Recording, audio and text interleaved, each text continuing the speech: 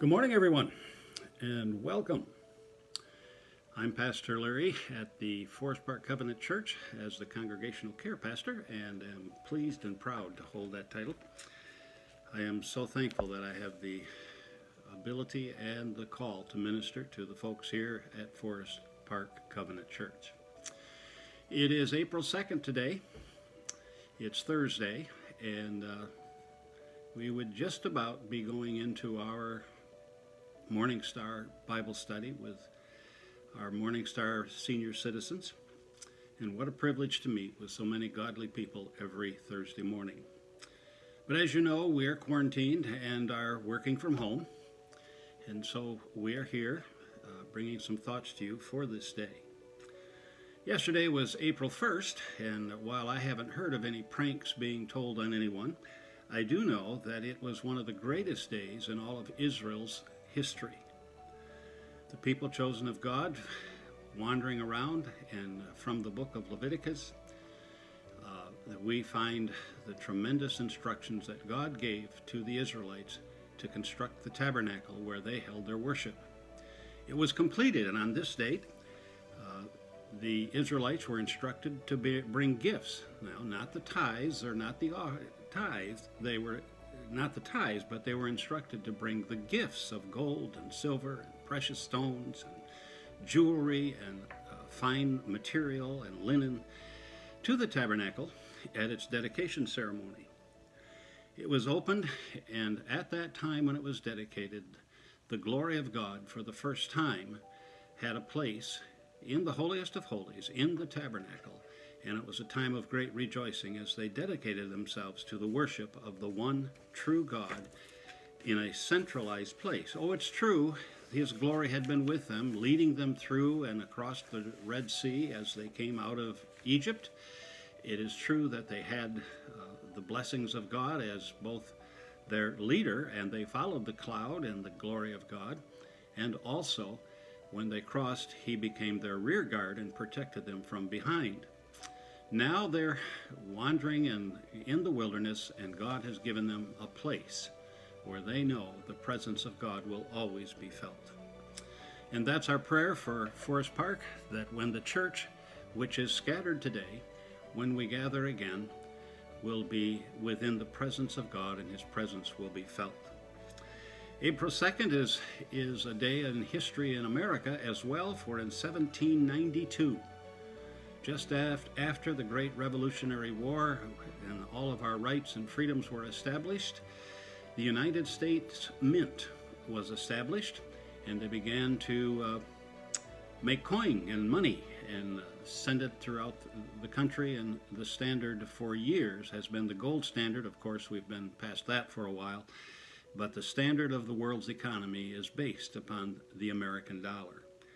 We truly live in a great free country.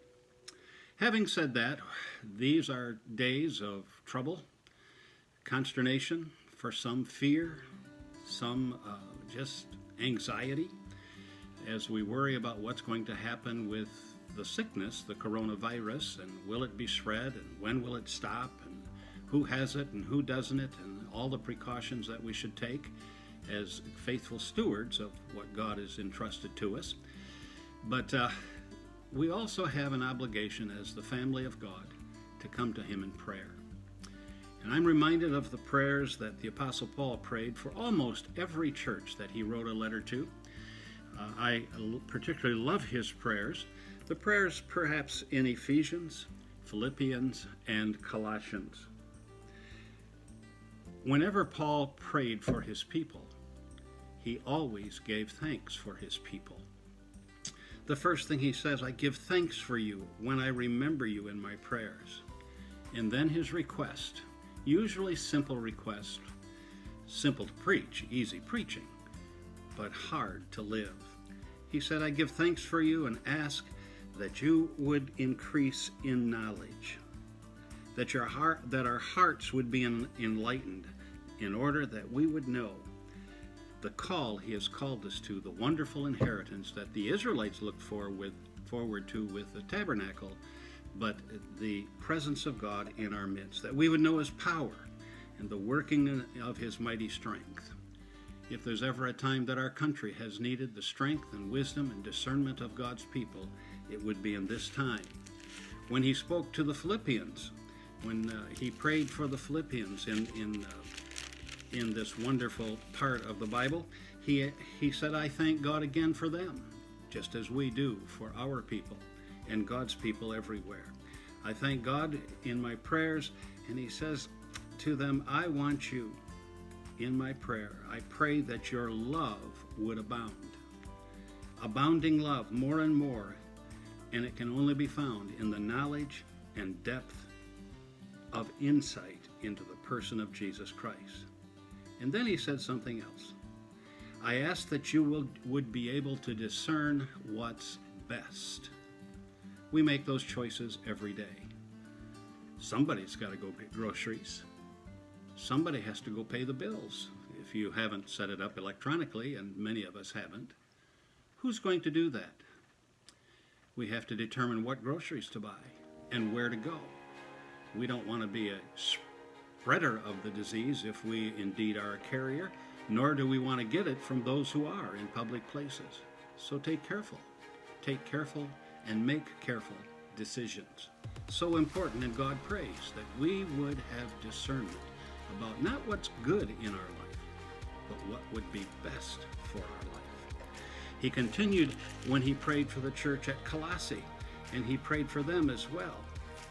The ultimate purpose of those prayers, he said, I want God to fill you with the knowledge of his will through all spiritual wisdom, and please him, that we would please him in every way, bearing fruit and every good work. So in this time today, while we are isolated and hopefully sheltering safe at home, while we're separated, we can be most effective if we are constantly prayer warriors, standing before God, lifting our hands up, asking and expecting that he would give us the discernment and the wisdom, the insight and the knowledge to know his great power and feel his wonderful presence. God said if we ask anything in accordance with his will, he will give us the desires of our heart. Pray, expecting God to answer. Fellowship, each with the other in your own way. Cards, letters, if you have computers, text, Twitters, Zoom meetings, Google Meet, there are Skype meetings, any way you can to share your faith, to share the fact that God is faithful and God is good all the time. That would be my encouragement to you today, to lay your heart before God and ask for his blessing and expect it, because he cares for you.